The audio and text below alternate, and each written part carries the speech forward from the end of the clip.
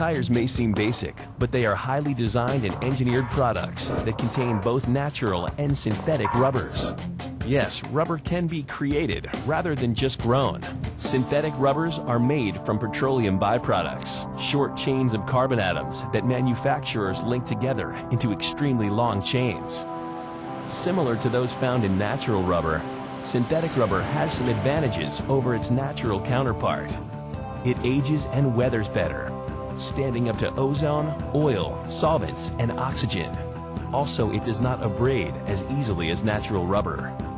But most importantly, synthetic rubber is not an agricultural product. Natural rubber is produced in a very limited region around the world, within plus or minus 12 degrees latitude of the equator. It also takes up to 7 years once a seed is planted for a tree to start producing a latex for rubber. There are some concerns around the world about the long-term availability of natural rubber. This concern was particularly intense at the outset of World War II. Japan had cut the United States off from access to 90% of its natural rubber supply in Asia. But the country was facing increased demand for tires and for its military buildup.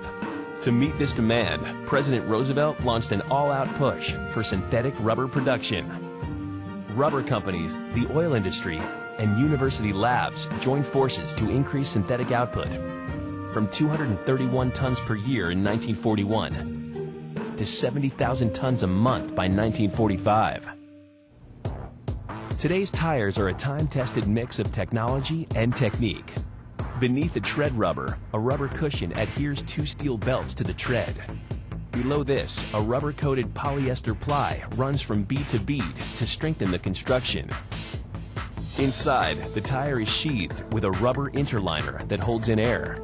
The sidewall is a blend of natural and synthetic rubbers that contains an apex, a rubber reinforcement that enhances cornering.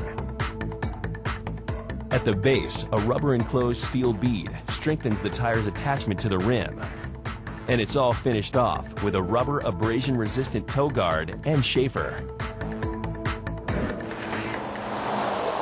What we're doing at this point is we're assembling the separate components into what we call a complete green tire. This is a light truck tire for on and off the road use, and this tire has to be very tough. Natural rubber has high shear strength, so there will be a fairly high content of natural rubber in the tread. This is a very, very large, heavy gauge sidewall in this tire, and it's very, very flexible.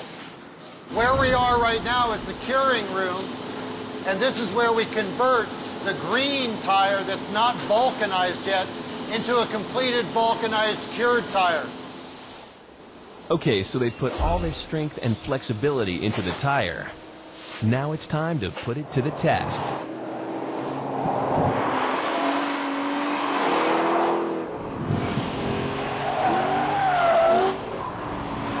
This particular course has a lot of features as far as what you'll meet in everyday driving.